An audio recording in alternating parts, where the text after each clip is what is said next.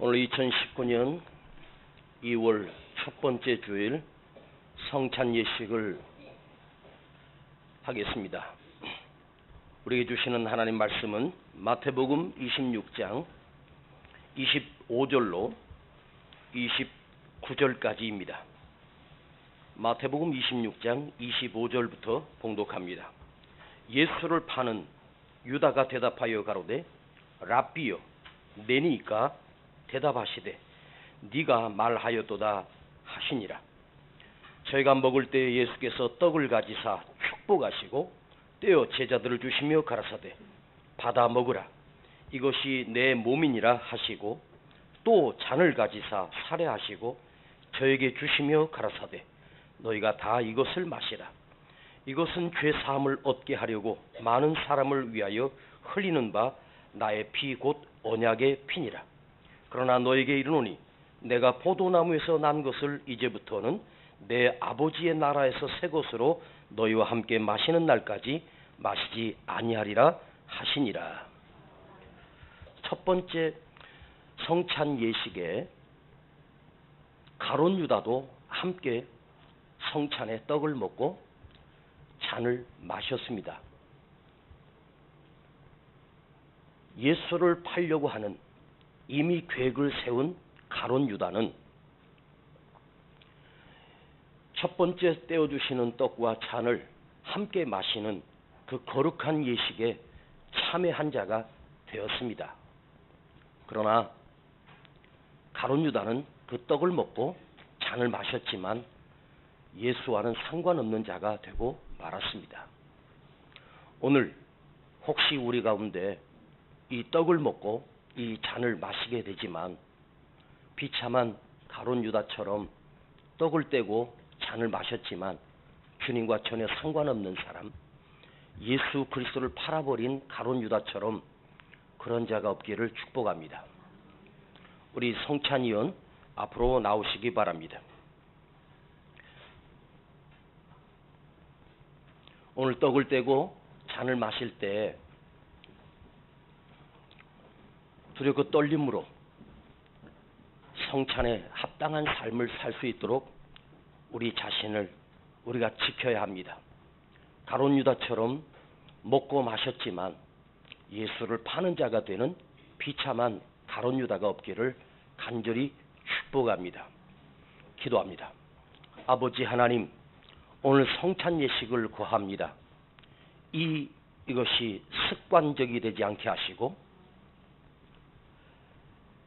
떡을 떼고 잔을 먹고 마실 때에 예수님이 내 안에 들어오심을, 주님과 연합됨을 기억하게 하시며 어리석은 가룟 유다처럼 형식적인 떡을 떼고 잔을 먹고 마셨지만 그는 결국 예수님을 은30에 파는 비참한 자가 되었고 그 결국은 재앙이었고 그 결국은 진노였습니다.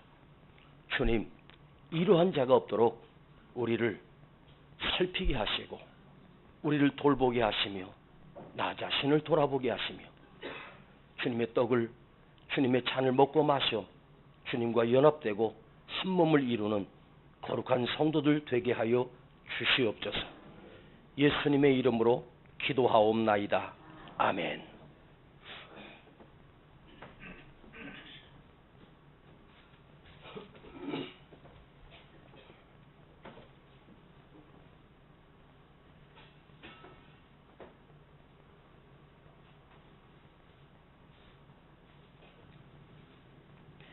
떡을 가지사 살해하시고 떼어주시며 가라사대 받아 먹으라 이것은 내 몸이니라 하셨습니다. 주님, 이 떡을 떼는 우리 모든 교우들이, 성도들이 가룟 유다가 되지 않게 하시고 베드로가 되게 하시고 사도 요한이 되는 믿음의 사람 되게 하여 주옵소서. 잔을 가지고 가라사대 받아 마시라 이것은 내 피니라 하셨습니다. 주여, 오늘 이 잔을 마실 때에 예수 그리스도의 그 피로 인하여 내가 구원받고 내 죄를 씻김을 받는 그런 거룩한 은총이 있게 하여 주시고 두렵고 떨림으로 이 잔을 마시게 하여 주옵소서. 예수님의 이름으로 기도하옵나이다. 아멘. 먼저 떡을 떼시고 그 다음에 잔을 가지겠습니다.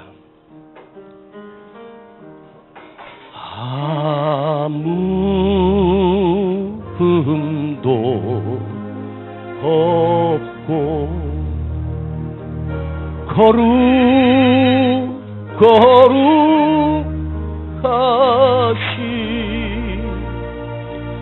하나님의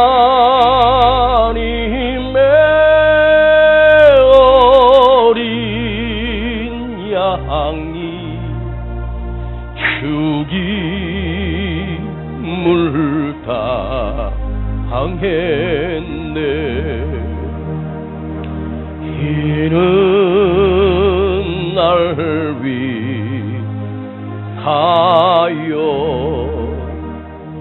십자가 위에서 못 박히사 깨뜨리신 주님의 몸일세. 이는 나 위하여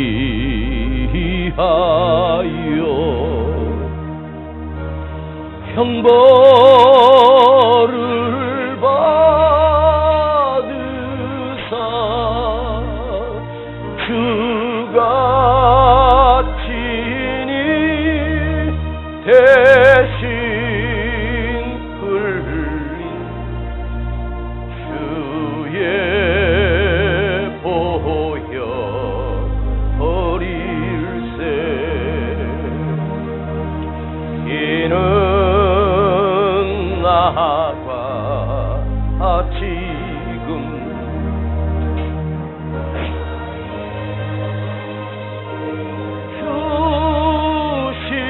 주시는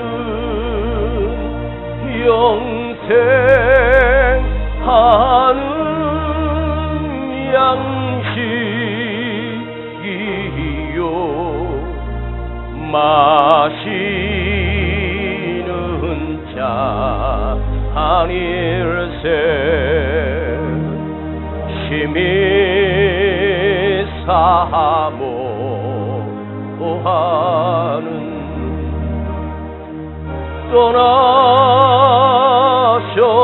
떠나셨던 주님 속히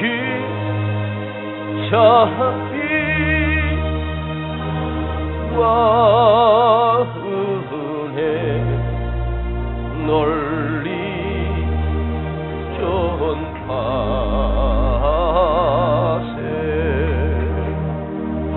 우리 그때까지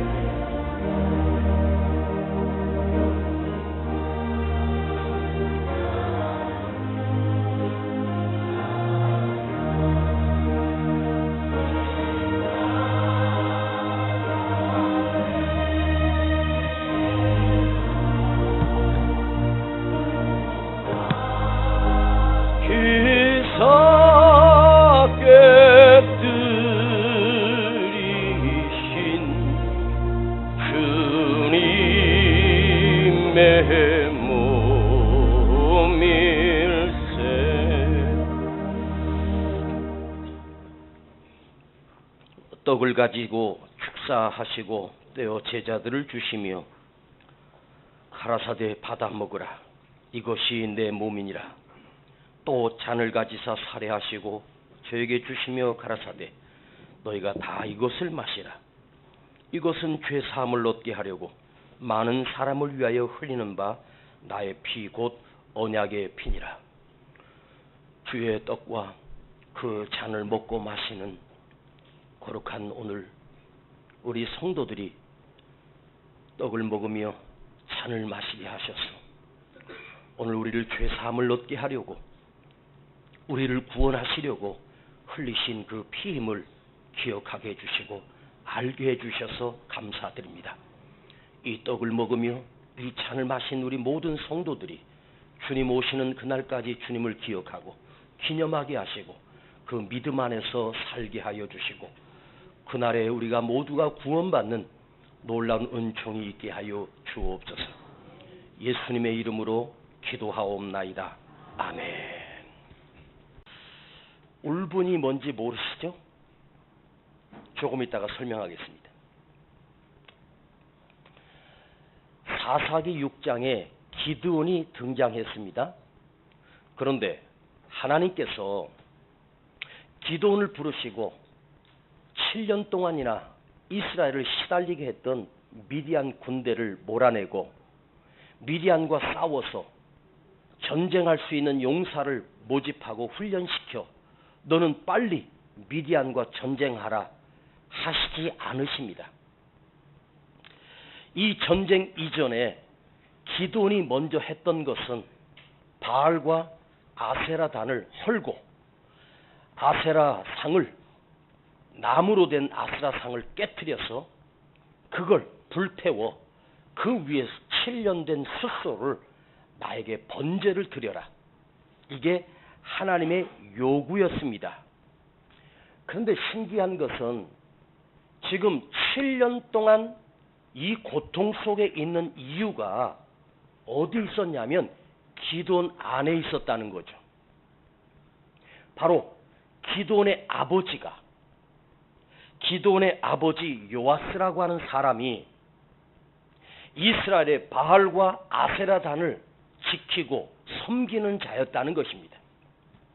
그래서 바알과 아세라 제단이 어디 있었냐면 바알의 집 안에 바알을 섬기고 아세라를 섬기는 그 제단이 바로 기드온 집 안에 깊이 숨어져 있었습니다. 자, 하나님께서 기드온을 불러서 사사로 등용하시고 사사로 사용하시는데 놀랍게도 기드온 안에 바알이 숨어 있었고 아세라 제단이 그 집 한복판에 있었다는 것입니다. 그 온 동네가 바알과 아세라를 섬기기 위해서 바로 바알의 집안으로 몰려든 것입니다. 그걸 하나님께서 네가 가서 바알과 아세라 상을 헐고 그걸 태워서 그 위에 숫소를 번제로 드리라 하는 것입니다. 지금 그 아버지 요아스가 그러니까 쉽게 말하면 바알과 아세라의 교주가 된 것이나 마찬가지입니다. 지금 기드온 속에 기드온의 아버지 요아스는 바알의 아세라 우상을 섬기는 가장 가까이 있는 사람, 그 집안에서 그것을 관리하는 자요 그 아버지가 쓰임받고 있었습니다. 그걸 하나님께서 기뻐하지 아니하셨다는 것입니다. 너는 나가서 싸워가 아니에요. 미디안과 전쟁에서 이겨 300명의 용사로 미디안의 군대가 13만 5천입니다. 300명으로 13만 5천을 어떻게 이겨요? 불가능하지요. 아니, 제로예요. 가능성은 전혀 없어요. 이 엄청난 승리가 있기 전에 네 안에 있는 우상을 깨트려라. 네 손으로 헐어라. 네 손으로 불태워 그 아세라 상으로 번제물을 삼고 그 위에 7년 된 숫소를 올려 그 나무를 태워서 번제로 나에게 드리라는 것입니다. 여러분, 외부에 바깥에 적이 있는 것이 아니라 적은 내 안에 있었습니다. 바로 이 기드온이 바알과 아세라를 섬기는 그 집안의 가장 큰 책임자였다는 것입니다. 하나님이 왜 바알과 아세라를 헐라고 기드온에게 명하셨을까요? 자, 여러분, 하나님께서 지금 기드온을 쓰시려고 하십니다. 그런데 기드온을 그냥 쓰는 것이 아니라 네 안에 있는 우상의 단을 헐라, 성결케 하라는 것입니다. 거룩하게 하라는 것입니다. 출애굽기 4장을 보면 모세가 사명을 받고 애굽으로 출발할 때 갑자기 하나님께서 모세를 죽이려고 하십니다. 그렇게 설득해서 모세를 쓰시려고 하는데 모세가 순종해서 떠나려고 하는데 하나님이 모세를 죽이려고 해요. 그때 그 아내 십보라가 차도를 취하여 그 두 아들과 함께 할례를 행하게 됩니다. 그때서야 하나님이 모세를 죽음에서 노임을 받게 됩니다. 사명이 얼마나 중요합니까? 그런데 하나님이 원하시는 것은 할례를 행하라, 성결을 원하셨던 거예요. 즉 우상은 저 사람에게 있는 것이 아니라 내 속에, 우리 안에 감춰져 있었습니다. 니를 씻어, 네가 깨끗게 해, 네가 바알과 아세라 상을 찍어 불태워 버리라는 것입니다. 여러분, 원인은 언제나 밖에 있는 것이 아니라 내 안에 깊이 숨겨져 있다는 것이죠. 우리는 늘 그 건너 너 때문이야? 이런 노래 있지 않습니까? 원인은 저 사람이 아니라 기억하세요, 내 안에 있다는 말이에요. 자기 속에 있다는 사실을 모른다는 것입니다. 우리는 늘 남 탓합니다. 사회가 어떻고 세상이 어떻고 대통령이 어떻고 장관이 어떻고. 여러분, 좀 그 판단 멈추시고 자기를 돌아보세요. 원인은 나에게 있었어요. 지금 이스라엘이 7년 동안이나 이 흉년 속에, 고통 속에 있었던 이유는 바로 자기 자신 안에 감춰져 있었습니다. 기드온이 하나님을 원망합니다. 하나님이 우리를 버리지 아니하셨다면 어떻게 이런 일이 있겠느냐고. 근데 그 원인이 자기 속에 있는 줄도 모르고 자기가 우상을 섬기고 내가 우상을 만들고 그 본거지가 내 집이었다는 사실을 기드온은 까마득하게 잊어버렸던 거예요. 그걸 하나님이 먼저 그 상을 홀라, 우상을 깨뜨리라고 하는 것입니다. 여러분 기억하세요. 나를 돌아보세요. 자기를 보세요. 누구 판단하기 전에 나를 먼저 살피는 것, 이게 우리 그리스도인의 모습입니다. 할렐루야, 아멘. 하나님은 기드온이 그 우상을 깨뜨릴 때 하나님은 그 기드온을 주님의 도구로 사용하셨다는 말입니다. 자, 지난주에 우리가 살폈던 13절을 한번 돌아가서 보시겠습니다. 13절입니다. 사사기 6장 13절을 제가 봉독하겠습니다.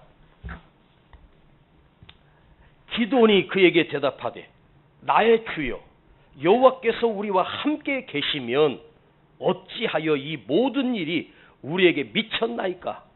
또 우리 열조가 일찍 우리에게 이르기를 여호와께서 우리를 애굽에서 나오게 하신 것이 아니냐 한 그 모든 이적이 어디 있나이까? 이제 여호와께서 우리를 버리사 미디안 손에 붙이셨나이다. 지금 하나님의 사자가 기드온을 찾아와서 너는 큰 용사요, 너를 통해서 하나님이 이스라엘을 구원하겠다고 약속해 주셨습니다. 그런데 기드온은 지금 원망과 불평을 막 토해놓고 있습니다. 하나님께서 우리를 애굽에서 인도해 주셨던 그 능력의 하나님은 어디 가셨습니까? 우리를 사랑하신다고 했던 그 약속은 어디 가셨습니까? 그래서 우리가 그렇게 미워서 7년 동안이나 이렇게 고통을 당하게 하셨나이까? 하면서 지금 기드온이 울분을 터뜨리고 있는 거예요. 지금 기드온 안에 뭐가 있어요? 분통이 있는 거예요. 울분이 있는 거예요. 이게 지금 그 여호와의 사자에게 뭐 나를 쓴다고요? 웃기지 마세요. 7년 동안이나 이렇게 버려두시고 이제 와서 구원하신다고요? 그 하나님이 지금 살아계십니까? 그러면서 기드온 속에서 이 분노가, 이 울분이 지금 송두리째 솟아나고 있는 거예요. 자, 지금 기드온이 울분을 터뜨리고 있는 그 환경을 한번 보면 모든 것이 원망이고 모든 것이 불평이고 모든 것이 고통입니다. 지금 큰 용사라고 불렀는데 반응은 억울하다는 것이죠. 분통이 터진다는 것이죠. 그 울분이 그 기도원 속에서 지금 요동을 치고 있는 거예요. 지금 기도원이 누구를 향해서? 하나님을 향해서 울분을 터뜨릴 때 하나님은 그 기도원의 울분을, 그 상처를 오히려 보듬어 주셨고 안아주셨습니다. 그런데 기도원 속에 있는 이 울분과 상처는 하나님께서 거룩한 울분으로, 신령한 울분으로 사용하고 계신다는 것입니다. 자, 여러분, 우리가 인생을 살다 보면 억울한 일도 만나고 고통도 당합니다. 참으로 이해할 수 없는 아픔을 당할 때 있지 않습니까? 그러면 우리 속에서 분노가 있는 거예요. 미움이 있는 거예요. 화가 치밀어 오르지 않습니까? 그런데 이 울분이 세상을 만나면, 이 울분이 사람을 만나면 그것이 분노가 치밀어 오르고 화병이 되고 결국엔 그것이 누구를 치냐면 나를 치는 거예요. 그래서 화병으로, 그러니까 스트레스 정도가 아니죠. 분통이 있는 거죠. 그걸 가슴에 안고 살아요. 오늘 여러분 중에 울분을 삭히지 못하고 분통을 삼키지 못하고 속에서 늘 미움 속에서, 고통 속에서 살고 계십니까? 이것이 세상을 향하여 울분을 터뜨리고 세상을 향하여 분통을 터뜨리면 그 사람이 바로 살인마가 될 수 있고 범죄자가 될 수 있어요. 자, 요즘 와서 묻지마 살인, 아무 이유도 없이 길 가는 사람을 칼을 들고 찌르질 않나. 잠깐의 시비가 좀 있었다고 그걸 참지 못하고 집에 가서 칼을 가지고 나와서 그 PC방에 가서 그 아르바이트 하는 그 청년을 수십 차례를 찔러서 사망에 이르게 하고, 이런 분통들이 얼마나 우리 사회에 분노가 있는지 몰라요. 그래서 지금 우리 사회는 분노 사회, 울분 사회라고 말합니다. 그런데 이 분노가 하나님의 은혜 안에서 통제를 받으면, 하나님이 그 분노를 보듬어 주시면 이 분노가 세상을 향해 분통이 터지는 것이 아니라 하나님의 놀라운 도구로 쓰임받을 수 있다는 거예요. 자, 여러분, 80년대 저도 대학생 때 뭣도 모르고 친구들과 함께 강화문에 가서 시청 앞에 가서 막 데모를 하고 그랬어요. 전두환은 물러가라 물러가라, 전두환은 물러가라 물러가라 하면서 그때 시위하고 데모했었습니다. 그때 군사 독재에 맞섰던 80년대 젊은 대학생들, 그 안에 세상을 보는 울분이 터져서 그것이 쌓이고 쌓여서 마침내 자기 몸을 분신하고 그 체류탄 속에서도 마스크 하나 쓰고 그리고 막 돌을 던지고 막 싸웠던, 그때 보도블럭 있지 않습니까? 내 친구는 그 보도블럭을 막 뜯어가지고 그걸 망치로 막 깨면 요만한 돌들이 되거든요. 막 그걸 갖다 그 차에다가 던지고 막 싸우고 체류탄에 맞아가지고 다치질 않나. 눈, 코, 입에서 막 눈물이 막 절절절절 흐르고, 와, 전쟁이었습니다. 그때 어른들은 싸워서 뭐하냐, 데모하면 뭐해, 공부나 하지, 그랬었습니다. 그런데 그때 그 젊은 대학생들의 그 분기가 오늘의 이 민주국가를 세우는데 큰 밑거름이 된 것은 사실이에요. 결국은 그 군부 독재가 물러가고 지금 이 자유국가가 우리에게 주어진 이유는 그 젊은 대학생들의 울분이, 분노가 세상을 향하여, 나라와 조국과 민족을 향해서, 정권을 향해서 그 데모했을 때 스스로 장기 집권, 여러분, 전두환 대통령은 그 당시에 유신, 아니 장기 체제를 벌써 세워놨습니다. 5년제가 아니라 50년 할 생각이었다는 것이죠. 그런데 그 대학생들의 그 분기했던 그 데모를 통해서 자기 집권을 5년으로 마감을 하고 만 거예요. 본인은 그런 적이 없어. 왜 그래, 남 안 갖고 그래, 이 양반이 물러갔습니다. 근데 지금 재판에 그걸 또 다시 재판한다고 하는데 난 그것도 그래요. 이제 와서 뭘 어떻게 할 거예요? 적폐 세력이다. 여러분, 이 정권이 적폐 세력을 없애는 정권이라고 하는데, 이 정권이 막을 내리고 나면 다음 정권이 또 들어설 것 아니에요? 그러면 문재인 정권은 또 적폐가 될 거 아닙니까? 적폐가 적폐를 또, 이것이 계속해서 이 사회 분노로 이어지고 있습니다. 자, 오늘 여러분 안에 있는 그 울분이 방향을 하나님께 향하면, 하나님으로 향하여 방향을 바꾸면 그 울분이 거룩한 울분이 됩니다.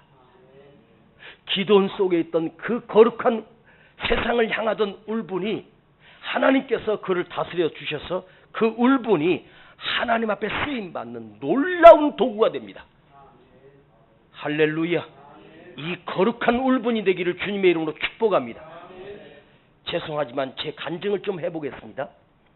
제가 중학교 1학년 때 저희 반에 68명 정도 됐었는데, 제 짝꿍이 전상국이라고 하는 짝이었습니다.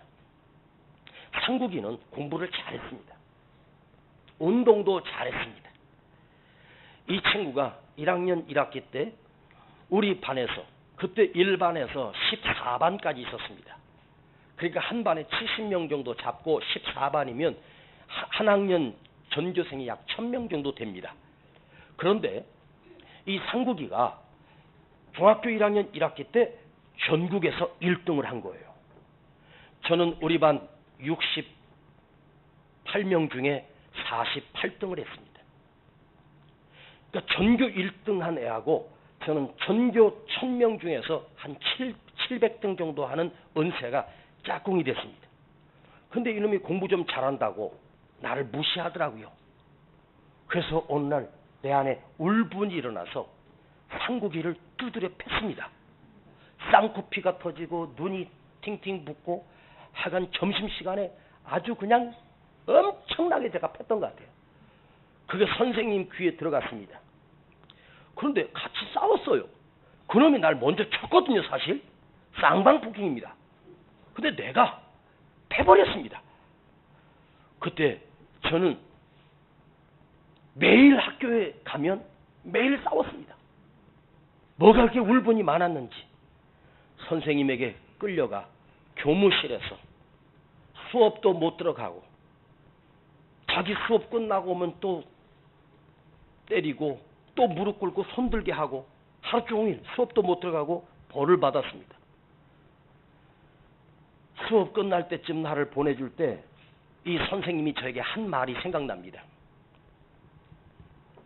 제가 그 선생님이 했던 말을 여러분 그대로 옮겨보겠습니다.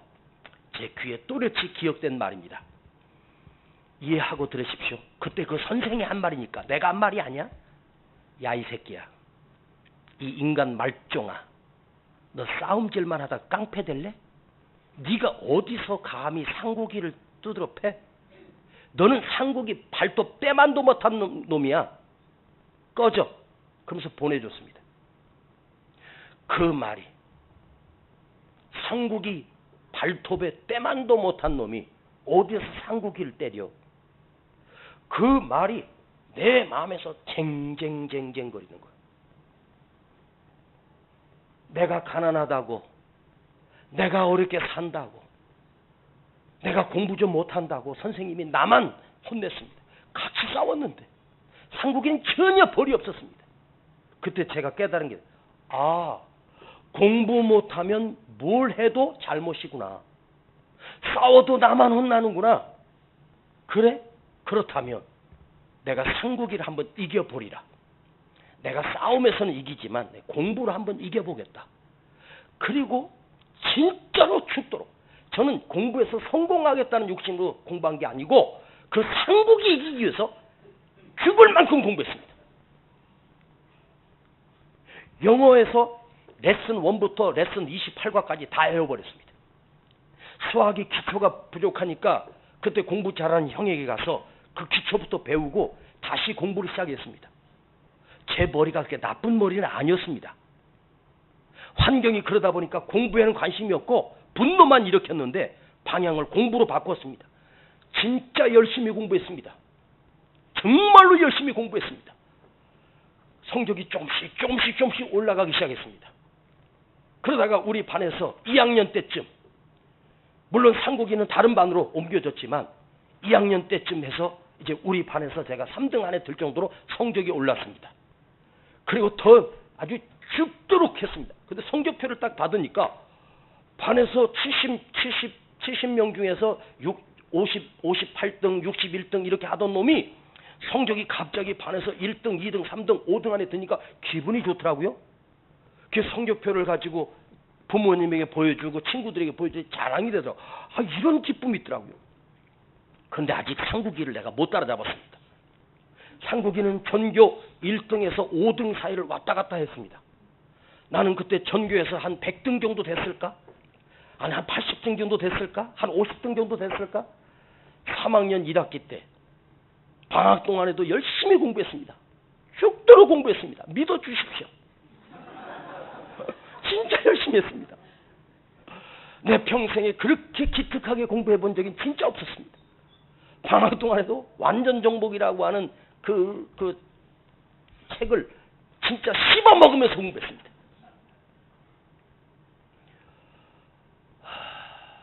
내 자랑 같아서 죄송합니다.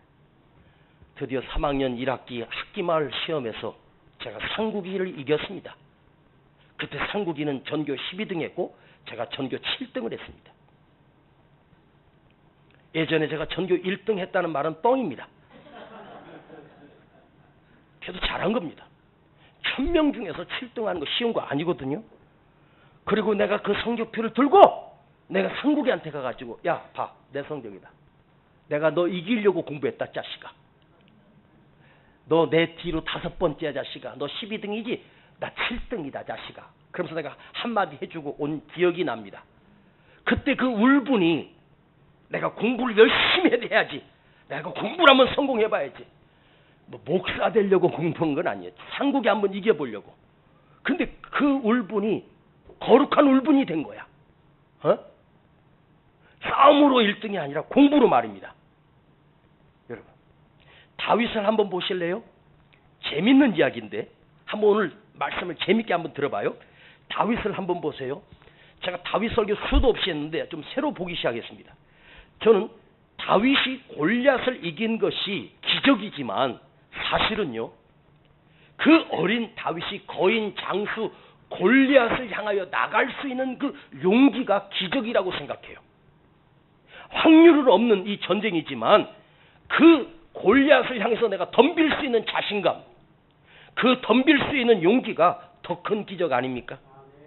다윗이 감히 블레셋의 최고의 장수 골리앗을 향하여 참을 수 없는 분노, 저 할례 없는 것이 하나님의 백성을 능멸하고 하나님의 백성을 조롱하는 것을 보고 다윗 속에 거룩한 울분이 터져 나온 거예요.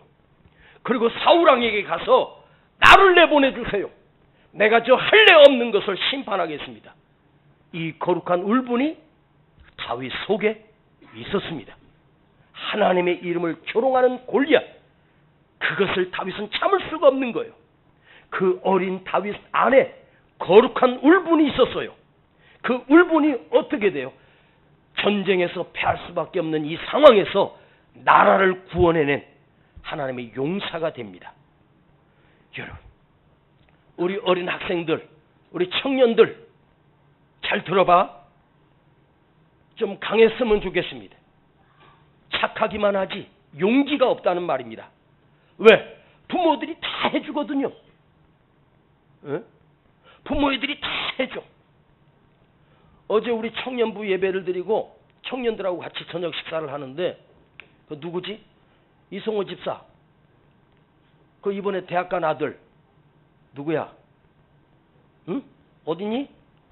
원빈아. 원빈이 핸드폰을 보는데 액정이 그냥 바싹 깨졌더라고. 근데 이게 아이폰이라 그 액정을 갈려면 그게 뭐 10만 원이 넘게 든다고 그러더라고. 그래서 야, 너 이걸 어떻게 보냐? 이거 갈아야지. 그래서 엄마가 안 해준대요. 그러더라고. 그래서 야, 그 집은 자식을 잘 키우는구나. 네가 박살냈으니까 네가 책임져. 그거 부모가 깨지면 갈아줄게. 얼마? 20만 원, 30만 원 줘. 해달라는데 다 해줘. 스스로 감당할 수 있도록 키워줘야 되는데 아이들 필요한 거 다 해준단 말이야. 그리고요, 문제가 있을 때마다 요즘 사람들 뭘 잘하냐? 비판 잘해요. 비난을 잘해요. 아주 그럴듯한 언어로 비판합니다. 인터넷이나 댓글을 보면 그거 어른들이 쓴 게 아니라 젊은 아이들이 썼대요. 근데 글을 읽어보면 기가 막히게 비난했더라고. 비난하고 욕하고 비판하는 거. 그런데 싸울 수 있는 용기는 없어. 여러분, 골리앗을 내가 이길 수 있는 능력은 없지만 내가 죽더라도 한번 내 골리앗과 싸워보겠다. 뭐 이런 막 곧 골리앗과 내가 맞짱 한번 떠야지 하는 용기가 있어야 돼요. 예? 아니 이길 수 있는 확률은 없어. 내가 죽더라도 한번 내 골리앗하고 한번 싸워보자. 그런 용기가 필요한 거예요. 그런데 다윗 속에 이 용기가 어디서 나왔어요? 하나님의 백성을 조롱하는 그 골리앗을 보고 참을 수 없는 울분이 그 안에 있었던 거예요. 아멘. 여러분, 세상은요 비난으로 바뀌는 게 아니에요. 세상은요 비판으로 바꿀 수 있는 게 아니에요. 이제 비판 그만하고 나가서 싸워야 돼. 뒤에서 숨어서 비판은 잘해. 뒤에서 숨어서 비난은 잘해.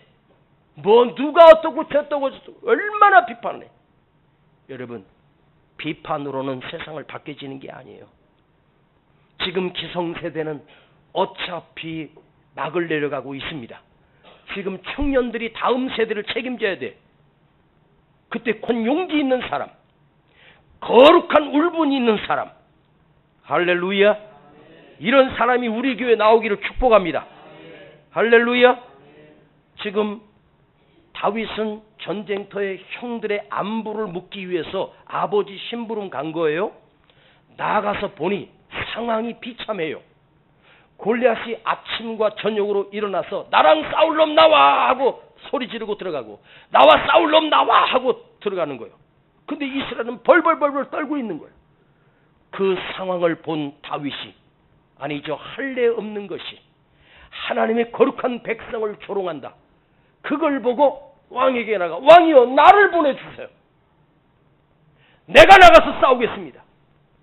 와, 멋지지 않습니까? 모든 사람들은 두려워 벌벌 떨고 있었습니다. 그런데 골리앗, 저놈이 문제다. 저놈 없어져야 된다. 저놈만 박살내면 된다. 이렇게 생각하는 사람은 전부였어. 그런데 전부가 다 다윗 뒤에 숨어서 나가서 싸울 수 있는 사람은 단 한 사람도 없었습니다. 자, 그 다윗의 큰형 엘리압이라고 있습니다. 엘리압. 그 엘리압이 사무엘상 17장 28절에 뭐라고 다윗에게 말합니까? 제가 읽어드리겠습니다. 큰형 엘리압이 다윗이 사람들에게 하는 말을 들은지라 그가 다윗에게 노를 바라여 네가 어찌하여 이리로 내려왔느냐? 들의 양떼는 누구에게 맡겼느냐? 나는 너의 교만과 내 마음의 완악함을 아나니 내가 전쟁을 구경하러 왔도다. 다윗은 여호와의 이름을 모욕하는 골리앗을 향해서 분통이 터지고 울분이 일어났는데, 그때 그 맏형 다윗의 친형, 형제가 8이지 않습니까? 첫째 형이 엘리압입니다. 엘리압이 뭐라고 합니까? 너 지금 여기 놀러 왔어? 너희 전쟁이 장난인 줄 알아? 너 죽으려고 환장했어? 네가 무슨 재주로 골리앗과 싸운다고 그래? 미쳤구나. 너 빨리 집으로 돌아가. 가서 양이나 지켜. 그러는 거예요. 그때 다윗이 뭐라고 해요? 형님, 제가 무엇을 하였나이까? 어찌 이유가 없으리까? 형님, 이유도 없이 제가 울분하는 줄 아십니까? 왜 비판만 하십니까? 그리고 더 이상 다윗은 그 형 엘리압과 논쟁을 벌이지 않아요. 행동으로 옮깁니다. 나가서 싸워야 돼. 내가 나가서 싸우겠나이다.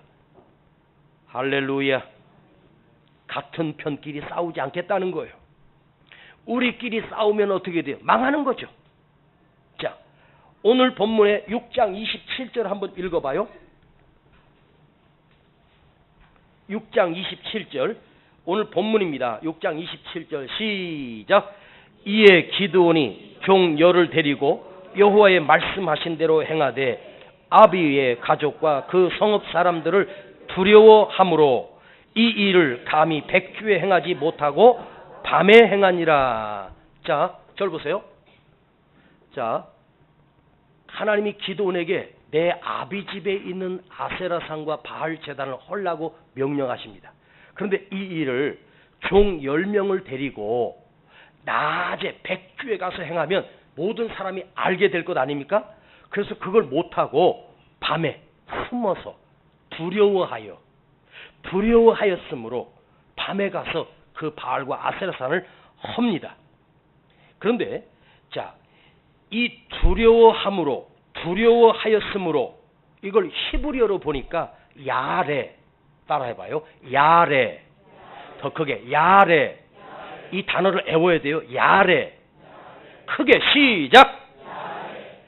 그런데 23절에 한번 보십시다. 23절을 보면 하나님의 사자가 기드온에게 뭐라고 말해? 여호와께서 그에게 이르시되 너는 안심하라, 두려워 말라, 죽지 아니하리라 하시니라. 기드온이 여호와를 위하여 거기서 단을 쌓고 이름을 여호와 샬롬이라 하였더라. 자, 안심하라, 두려워하지 마라, 평안하라. 이게 뭐냐면 샬롬입니다. 샬롬이란 단어를 알죠? 샬롬, 평안하라. 자, 두려워한다는 단어는 야레입니다. 그런데 너는 안심하라고 하는 말은 샬롬입니다. 평안입니다. 자, 두려움에 떨고 있는 기드온에게 하나님께서 찾아오셔서 너는 샬롬하라, 평안할지어다, 야레하지 말고 두려워하지 말고 너는 평안할지어다 하고 하나님께서 기드온 마음속에 평강을 부어주셨습니다. 샬롬, 평안은 전능하신 하나님 아버지께서 우리에게 주시는 최고의 축복입니다. 여러분, 하나님께서 여러분에게 내가 너에게 무엇을 줄꼬 하고 물으시면 첫 번째 뭐를 구해야 되냐면 평안을 주세요. 담대함을 주세요. 이게 최고의 축복입니다. 아무리 다 가졌어도 불안하게 살고 두려워하며 사는 것은 사는 게 아니거든요. 평안해야 돼. 오늘 여러분에게 평안이 있을지어다. 이번 명절에 여러분의 가정에 평강이 넘치기를 축복합니다.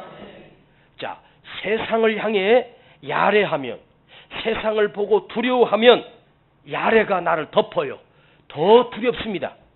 그런데 두려운 하나님을 두려워하면 하나님께서 그에게 평강을 심어주십니다. 잘 들어봐요. 하나님을 야레하는 사람은, 하나님을 경외하는 사람은, 하나님을 두려워하는 사람은 평강의 하나님이 그를 담대하게 하고 평안하게 하신다는 거죠. 여러분, 야레의 대상, 우리가 하나님을 두려워해야지 세상을 두려워하면 세상은 나를 더 두렵게 만든다는 말이에요. 하나님을 두려워하면 하나님이 평강으로 우리에게 갚아주신다는 거예요. 자, 다윗이 누구를 두려워했어요? 하나님을 두려워하는 사람이에요. 할례 없는 것이 하나님의 백성을 조롱한다고 했을 때 그때 하나님께서 다윗 안에 샬롬을 부어주셔서 담대함을 심어주셨단 말이에요. 그래서 그는 샬롬의 하나님과 함께 물맷돌 하나 의지하고 골리앗을 향해서 야레하지 않고 두려워하지 않고 골리앗을 나가서 그 물맷돌로 박살내버렸습니다. 할렐루야. 그 싸울 수 있는 용기, 이길 수 있는 그 용기는 바로 뭐예요? 샬롬의 하나님이 함께 하신 거예요. 자, 여러분, 다윗이 골리앗과 싸울 때 뭘 들고 나갔다고 했죠? 물맷돌 5개 들고 나가죠. 그런데 저는 물맷돌 의지해서 나간 게 아니에요. 샬롬의 하나님, 평강의 하나님, 하나님이 내 안에 담대하게 하신, 평안이 밀려오면 우리 안에 담대함이 생깁니다. 아멘. 야레가 아니라 샬롬이 나를 지배하고 나를 다스린다는 거예요. 그래서 사무엘상 17장 32절을 보면 사울왕에게 나가서 다윗이 뭐라고 말합니까? 사울왕에게 나아간 다윗이 사울왕을 위로하고 있습니다. 왕이요, 그를 인하여, 저 블레셋 장수 골리앗을 인하여 골리앗 때문에 낙담하지 말지니라.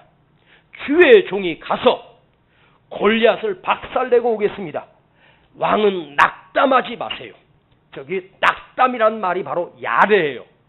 두려움 속에서 낙담이 오는 거예요. 야레가 임하면 그 안에 결국 낙담이 와요. 좌절이 온단 말이에요. 사울왕도 벌벌 떨고 있습니다. 두려워하지 마소서. 사울이 하나님을 두려워하는 왕이었습니까? 아니에요. 사울은 하나님을 두려워하는 왕이 아니었어요. 골리앗을 두려워했고 블레셋을 두려워했어. 그러니까 사울 안에는 뭐가 있어요? 낙담이 오고 두려움이 넘치고 혼란이 온 거죠. 하나님을 두려워하는 자, 하나님을 경외하는 자에게 하나님께서 그 마음에 샬롬을 부어주셔, 평강을 심어주셔. 아멘. 너는 두려워하지 말고 평안할지어다. 여러분, 오늘 이 설날을 맞이하면서 우리 안에 이 하나님이 주시는 샬롬이 넘치기를 축복합니다. 평안이 가진 거 없어도, 되어진 거 없지만 하나님이 내 안에 샬롬을 부어주셔서 내 마음에 평안이 흘러넘쳐, 담대함이 흘러넘치는 거죠.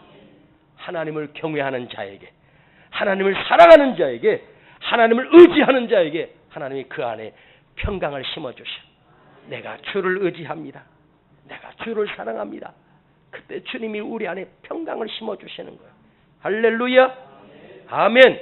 그래서 이 야레가 그 두려움이 변하여 내 기도 되었고 첫날의 한숨 변하여 내 노래 되었네.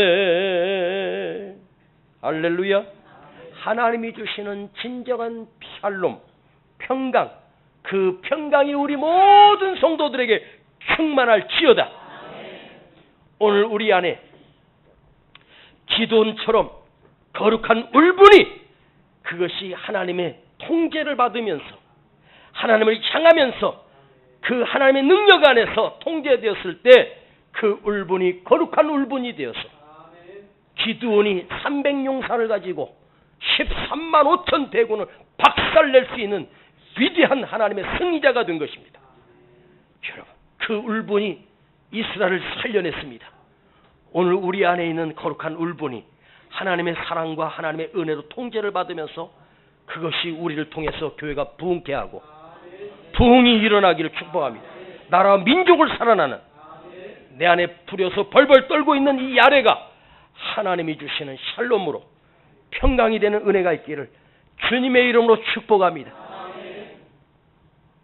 아버지, 감사합니다. 오늘 우리 안에 이 거룩한 울분이 일어나게 하옵소서. 현실이 두렵고 현실이 무섭지만 그 주신 고통과 그 아픔들이 좌절로가 아니라 그 안에서 건져 올리는 거룩한 하나님의 열매들이 우리 삶을 통해서 드러나고 나타나게 하여 주시옵소서. 예수님의 이름으로 기도하옵나이다. 아멘. 고통 속에서만 부를 수 있는 노래가 있다. 고통 속에서만 드릴 수 있는 감사가 있다. 고통 속에서만 올릴 수 있는 찬송이 있다. 하나님이 고통 속에서만 받을 수 있는 위로, 받을 수 있는 위로가 있다. 부를 수 있는 노래,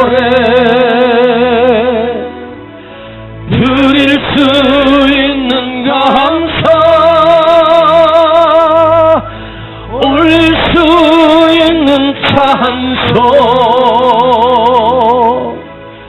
받을 수 있는 위로 고통 속에서만 건져 올릴 수 있다. 건져 올릴 수 있다. 하나님이 있는 삶에 담아주신 선물. 우리 시간 하나님 앞에 예물 드립니다. 고난 속에서만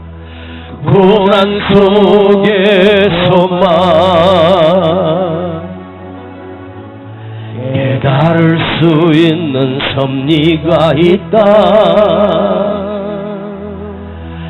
고난 속에서만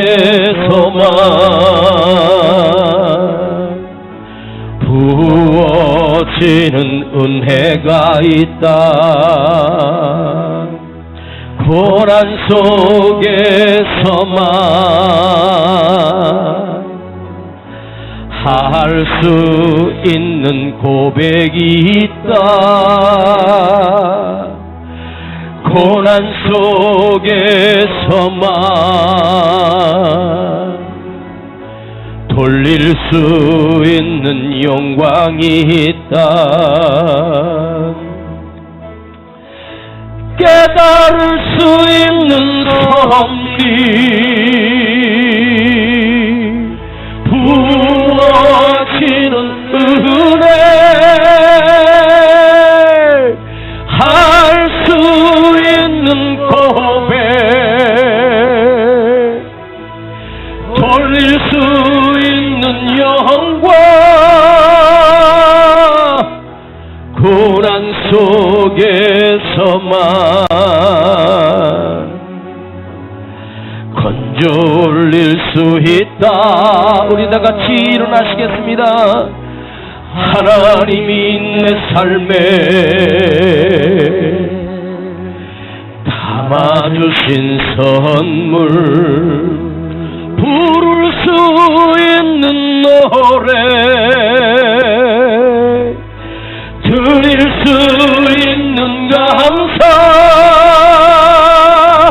올릴 수 있는 찬송 받을 수 있는 위로